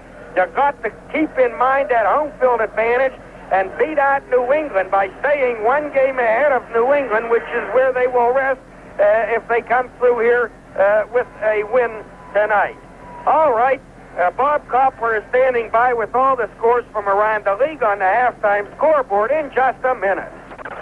As we await the start of the second half in Candlestick Park here in San Francisco, with the Steelers leading the 49ers 17-0, a glance at the first half statistics shows the Steelers in with a crunching 249 yards in the first half to 91 for the 49ers. And that 249 is nicely split up between running and passing, 113 rushing and 136 throwing. We'll have the second half kickoff in a minute. Look at those first half statistics again. One statistic that I very much like is punts. Steelers, 0 punts. They did not have to punt in the first half, and that tells you that they have been rolling through the 49ers each time they got the football. Franco Harris officially given 61 yards and 12 carries for a sweetie average of 5.1 yards a carry. Rocky in with 29 yards on 5 carries, averaging 5.8. Sidney Thornton with 14 yards in 2 carries, and Rick Mosier with 13 in 3. So totally, the Steeler running game is averaging 4.7 yards a carry, while pretty well checking the ground game of the 49ers. In fact, the 49ers got only 30 yards in 9 carries out of Hofer and 9 yards in 5 carries out of Farrell, Bob Farrell. Scott Bull, the quarterback, kept the ball 3 times and gained 16 yards scrambling. And Terry Bradshaw in the passing department, he's in with a nifty 10 for 14 and 1 interception. Going into this weekend's games, he had fallen to second place in the AFC quarterback rankings behind Bob Greasy, but yesterday, Greasy threw 3 interceptions and had a key fumble as well, so that could tighten up a lot after this ball game is into the books. All right, the 49ers ready to kick off, and here's Jack Flemming. 49ers have been warming up Steve DeBerg down below. Back at Candlestick Park. Timeout down in the field. We'll be right back. The Steelers have now fumbled 4 times, lost 3 of those. Rocky Blyer has lost 2. Rocky had made the sticks on a good run. It was tough yardage, but they were coming fast and furious, and they knocked the ball loose. First down 10 at the 47. Back goes Bull, flips it out into the left flat, completes the pass to Harrison. Here he comes over the 50, and he's in Steeler territory. Joe Green made the tackle at the 47.5-yard line. Ken Harrison. Quick shot to the flanker to the left. Is that Bull's first completion in this half, or have I His forgotten? second one. Second one. Harrison's second catch on the night. The 49ers are 5 of 18 with 3 interceptions. They've had 3 turnovers. The Steelers have now had 4. At the 47-yard line, second down 4. Out of the eye. Here is Bull faking and rolling left. Firing and hitting his target, the tight end Paul Steele at the 38-yard line. He's knocked down by Mike Wagner at the 37.5. A snappy-looking play by Bull as he did the play-action thing to his running back coming up the middle, and then quickly rolled out to his left and threw on the run. He looked sharp on that play. The ball's at the Steelers 37. First down for the 49ers. They trail 17-7. Steele has caught 3 tonight. He had only 14 on the season coming into this ball game. Again, they're in the eye. Handoff goes to Farrell, and Farrell hits down to about the 36-yard line. L.C. Greenwood and Jack Ham get the stop. I believe the crowd thought the Steelers were offside on that play. There was movement. They pick up a yard, second down and 9. Sure looks like Gary Dunn was across, but they're not calling it.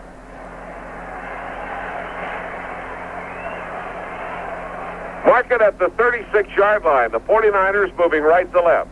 Lauren Taves off the field. Tony Dungy in as the extra defensive back. They're wide in both directions. They split the tight end a couple of steps, hand it off inside, and they plow into the middle. Little flurry of fists downfield.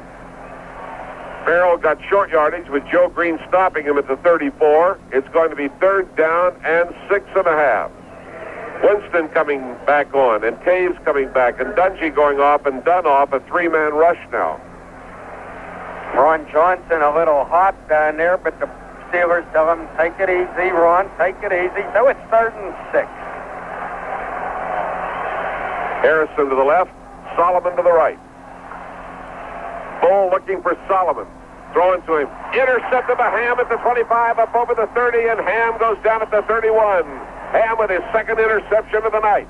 Went up and caught that pass, which was zeroed in on Solomon, took it out of the air and brought it back to the 31-yard line, a 6-yard return. Jack Ham's 26th interception of his career, and as I told you earlier in the game when he had picked off a pass, which was his 25th naturally, it made him the linebacker among all active linebackers who has the most pass interceptions in a career. So here he was with a nice leaping interception to pull the Steelers out of difficulty. Got the 49ers back on defense again. Bradshaw with a play-action fake. Flips one right into the hands of Jury, who couldn't hold it at the 35-yard line. Threw it directly to Jury. Well, no, he was really trying to hit Swan over on the sideline, 10 yards beyond Jury, but instead of lobbing it over him, he just tried to shave it close, and Jury got up there, and it looked like he was throwing it at him. But Swan was the intended receiver downfield. Mike Balderson becomes an extra linebacker. Jimmy Webb comes off out of the defensive line. Second down, 10. Blyer takes a wide position to the right, giving us 3 wide men. Single setback. They pitch it to him. Mosier running to the right, gets the blocking, cuts upfield over the 35, goes to the 37-yard line. He'll pick up about 6 yards on the carry. Mosier, the ball carrier, brought down by Joe Harris, the second-year linebacker. That Mosier's running hard, isn't he? Sure is. With Blyer set out there, they get some extra blocking for him. Joe Harris from Georgia Tech made the stop. Third down and about 4. Bradshaw's back. They chase him out of the pocket. They're going to get him. And down he goes inside the 20-yard line on a safety blitz. Bob Jury firing in there to get Terry Bradshaw back behind the 20-yard line. They will mark it at the 19-yard line. The second time he's been sacked tonight. Well, he had no chance. They were coming, and Jury was upon him, so Colquitt will now, for the second time tonight, be punting.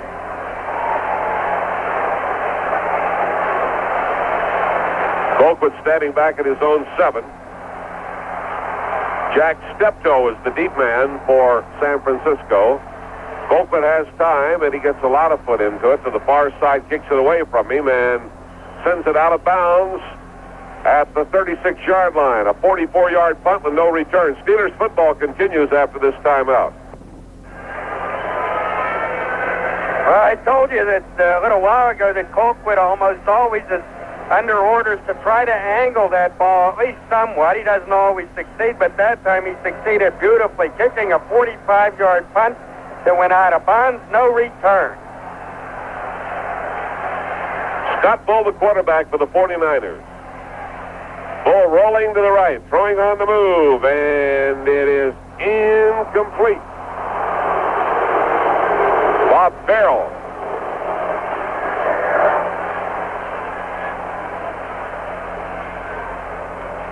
That was an odd call, and I guess the ruling he did not have possession when he went out of bounds. I thought he did.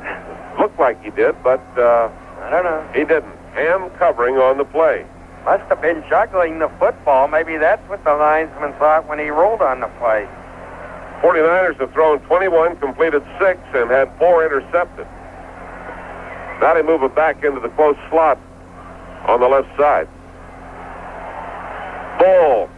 Out to the left, the screen pass to Farrell. Farrell over the 35 up to the 40-yard line.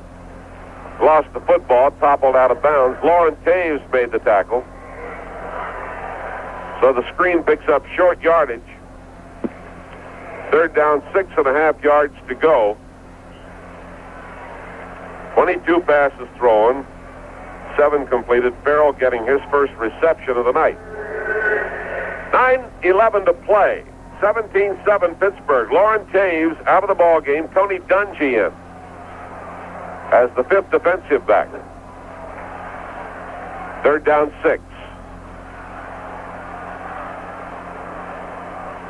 Bull back there. Here comes LC. Joe Green now has got him, and down he goes.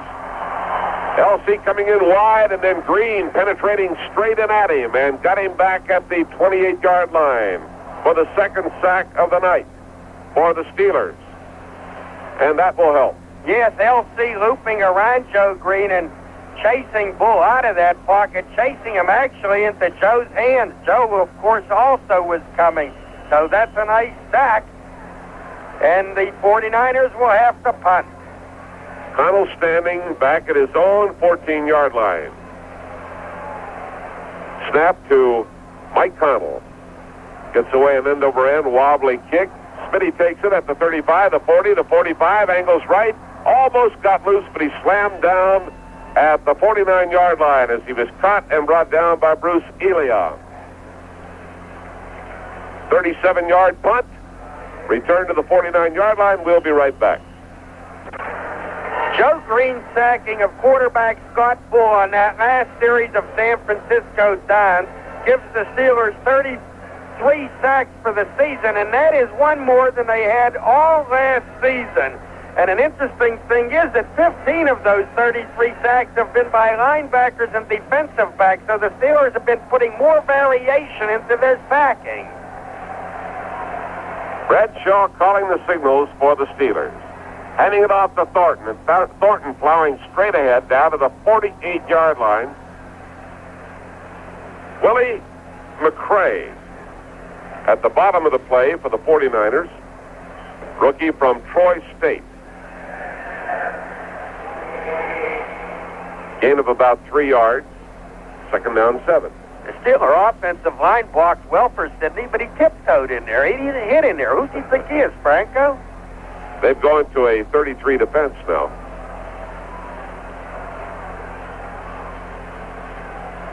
And that is Thornton again, straight down over the 45 to the 43-yard line. Right down at the base of that play, Mark Nichols.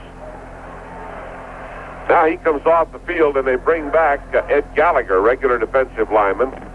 And it's going to be 3rd down and 1. That's the way Sidney can run.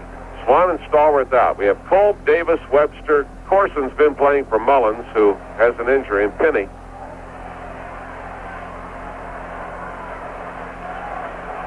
Handoff is to Mosier. Off the left side. He's trying to break a tackle. He's down to the 35. Did he lose the football again? Yes, and fell right on it, even with the man bringing him down. He fumbled that ball. Ouch. These guys got the butterfingers tonight. I gotta show that as the 5th fumble. They've lost 3 of them.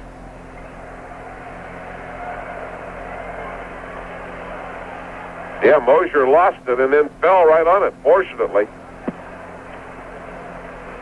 Just inside the 35-yard line. The give is to Mosier, and he hits up the middle, down across the 30 onto the 28. Dan Bunz, the middle linebacker, got the grab on him. Mosier has run real well tonight. He's had a little trouble holding on to the football. Has run with authority. 2nd down and 3. 12 carries, 59 yards for the rookie from Rhode Island. At the 28-yard line, Bradshaw pitches it out to the right side, and Mosier swings down to the 25-yard line. He is just short of a 1st down. Tackle picked up by Joe Harris, the left side linebacker. And Pittsburgh has 3rd and a half yard. Blyer coming back, and here comes Ted Peterson on. And the Steelers will go to 2 tight ends. The wideout, Stallworth and Swan go off the field. 3rd down and about a foot. Clock turning down to 5:33. Grossman tight right and Peterson tight left, and Thornton is the wingback to the right side. And they give the ball to Mosier, and he plows in there, and he crosses the 25, and he should have the 1st down at the 24.5-yard line.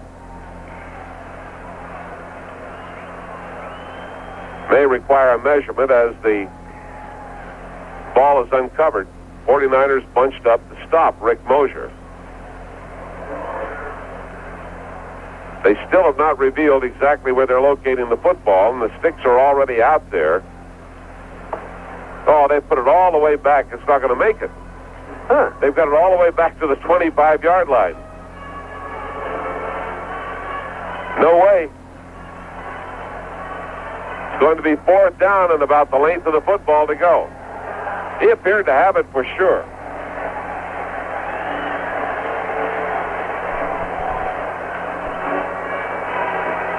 Interesting that the linesman on the far side had marked, he was holding his foot down almost to the 24-yard line. Hey, Very interesting call. you can see the guy lean in for the first down easy. It was tough running, but he had it.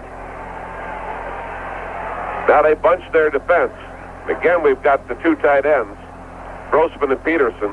And Bradshaw goes up in the air, and he's thrown back. Now they've got it marked far enough. Now let's see if they're going to... Now the official had it marked, walks away.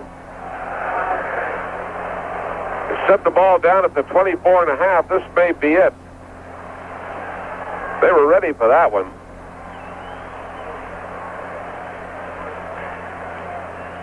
Half the length of the football, they've got it. First down. That call might have been as bad as the previous one. I was worried on this one that he didn't make it, but they set that ball very nicely. Mosier appeared to have it by at least a half yard, and Bradshaw appeared to be stopped right at the line of scrimmage. All right, first down 10, the 24.5-yard line in San Francisco territory. The Steelers with the football. And Bradshaw rolling out to the left. He's to the 20, and he is brought down near the 15-yard line. Bradshaw crossing them up, rolling out to the left side, and corralled over there by Willie McCray. Marking that one back to about the 16.5-yard line. Willie gave Bradshaw a little extra something, I think, and Bradshaw pushed him on his shoulder and said, "Get out of here, you big lug, you have to do that." And nonetheless made a nice gain of 8 yards on the play, faking the handoff and rolling out to the left. But do we need him risking life and limb in this kind of ball game? Is he hurt? Luke Craig tells me Bradshaw is hurt. I didn't see that. Mike Kruzik comes on. Good. So Bradshaw is shaken up as he got toppled on that play. He's up on his feet over there getting attention from the trainers and the doctors. Mike Kruzik, third-year man from Boston College. You know, if indeed Franco merely has a pinched nerve, that's not a serious thing. It just requires time. And he could be in here, I suppose, if it were necessary. But we don't want to lose Bradshaw. All right, Kruzik at the 16.5-yard line. Hands it off to Thornton, slanting out the left side over the 15, and he goes down to the 11-yard line, where he is brought down by Chuck Brisk. On a slant to the left side, Sidney Thornton, the ball carrier, takes it down to the 11 for a first down. That is number 21 for the Steelers. Bradshaw's coming back. In the meantime, Mark Nichols comes off the field, and back comes Ed Gallagher, the 7-year veteran defensive tackle from UCLA. First down 10 at the San Francisco 11-yard line. Steelers leading 17-7. We have 3 minutes left on a turning clock. Swan right, Stallworth left. Both of them getting almost head-to-head coverage. Bradshaw hands it off inside, and Thornton is nailed on a crossbuck. San Francisco defense ready and waiting. Right up the middle, Joe Harris, Archie Reese, Dan Bunn. A half-yard loss on the play. Second down, 10.5 yards to go at the 11.5-yard line. Webb comes off, the extra linebacker is in.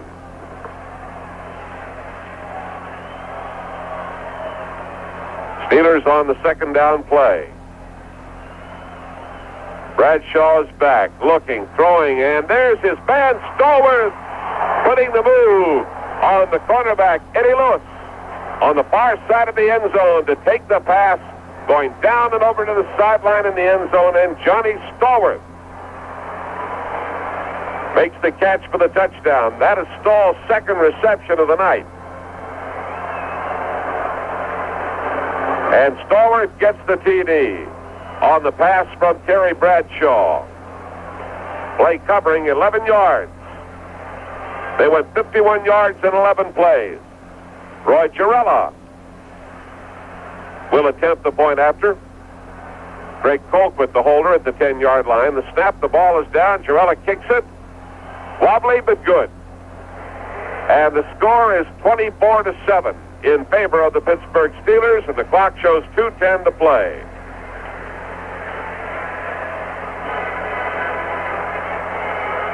So in the fourth quarter, with 2:10 remaining, the Steelers cap off a 51-yard drive, 11 plays, 11-yard pass to Stallworth for the touchdown. And that makes it 24-7.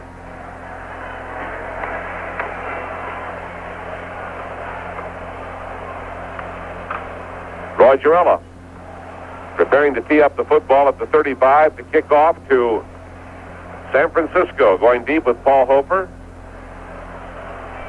Greg Boykin to his right and Dave Williams to his left. Thus far tonight, they've kept that ball away from Williams, and that would probably be the best strategy right now. Next Sunday afternoon, after the short work week, the Steelers and the Oilers at the Astrodome in Houston. We're on the air at 3:30 Eastern Time.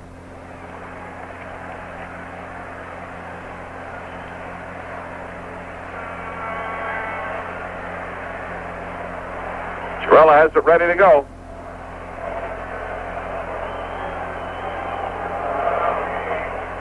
All right, Jarrella is ready to kick it off.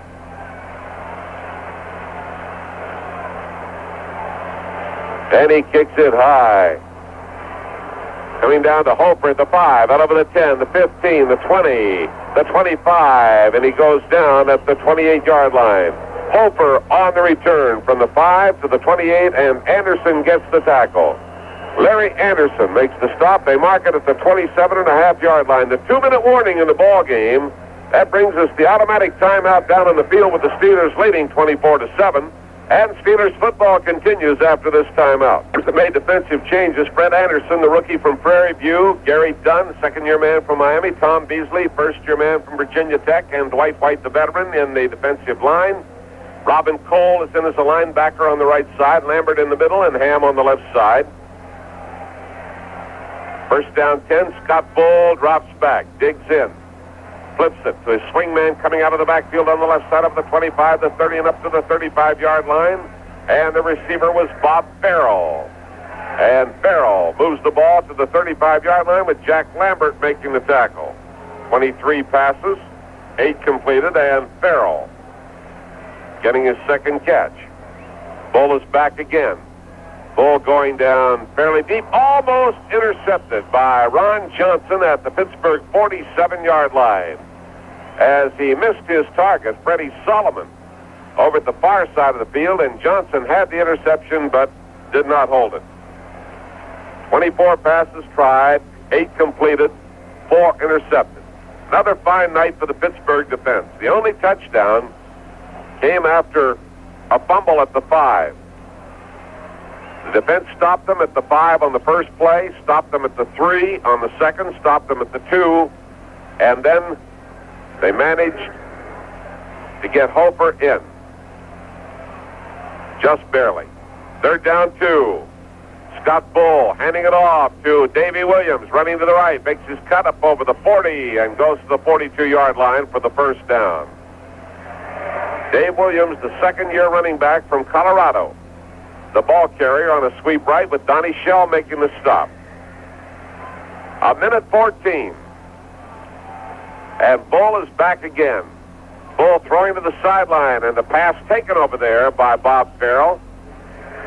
Breaks away from Donnie Shell and goes out of bounds at the 45-yard line, and they stop the clock. 25th pass. Farrell getting his third catch out of 9 receptions for San Francisco. Second down 6 at the 45-yard line. 1:06 to play. The Steelers are up 24-7.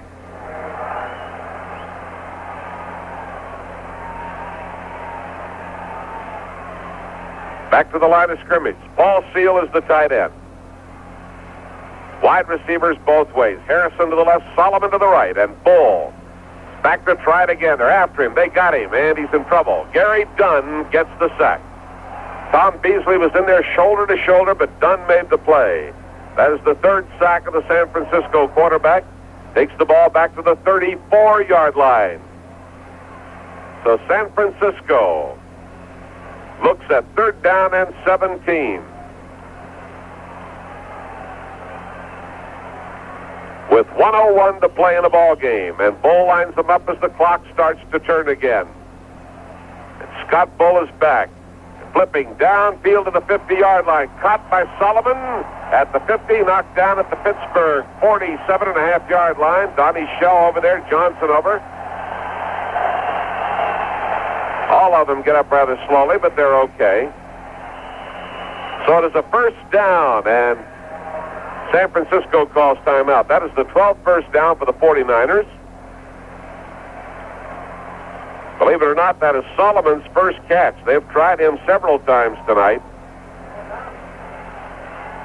On the season, Solomon is their top receiver with 29 catches, 390 yards coming into the ball game, and that is his first reception tonight, as he takes it to the Steeler 48-yard line. Donnie Shell comes out, shaken up on that play.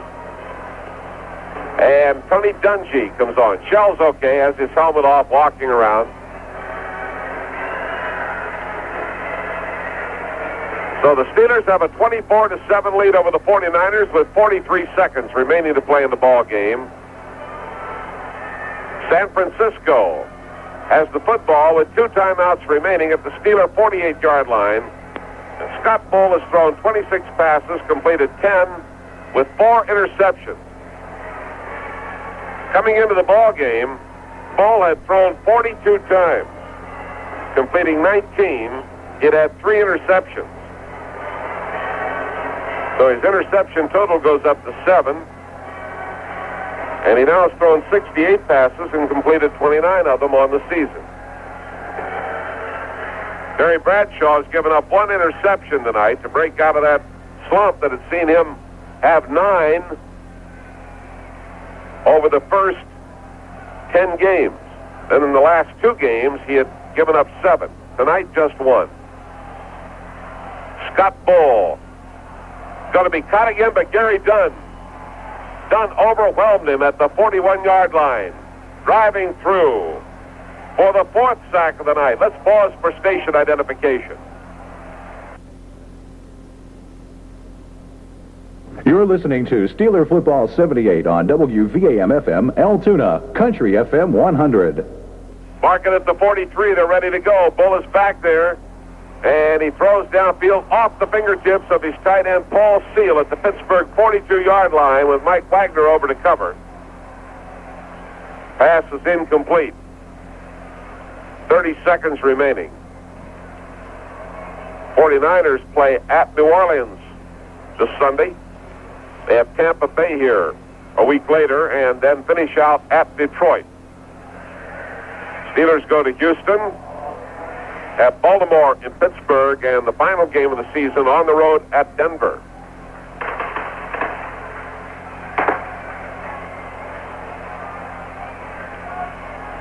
Third down now, and 20 yards to go. Scott Bull firing downfield, intercepted Dungy at the 35, gets a block up over the 40, the 45, and a flag down as he comes out of bounds at the 49-yard line. And they're going to call Tom Beasley, I believe. Tony Dungy gets the interception. Steelers' 5th of the night on Scott Bull.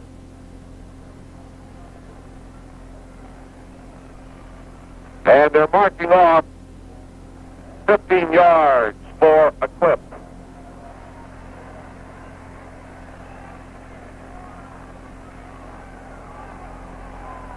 The charge to Tom Beasley. Takes the ball back to the 34-yard line. 18 seconds to go. San Francisco with 2 timeouts. So another superb game turned in by the defense. Mike Krusek is on to finish the game at quarterback for the Steelers. Cruz brings them out of the huddle. His running backs are Mosier and Thornton.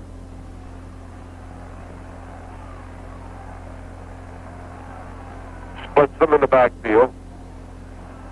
Cruz hands it off to Sidney Thornton, running to the left. He's trapped. He's going to run back the other direction. Brought down back at the 28-yard line. Tackle made by Bob Jury. The clock turns down to 8 seconds.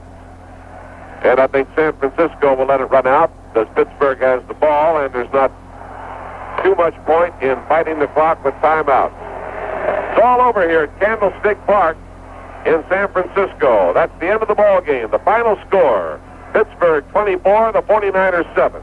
I'll be back with Steelers wrap-up in a minute. Well, the Steeler defense was superb. The offense ran as smoothly as a brand-new machine in the first half, building up a 17-0 lead. Sputtered often in the second half.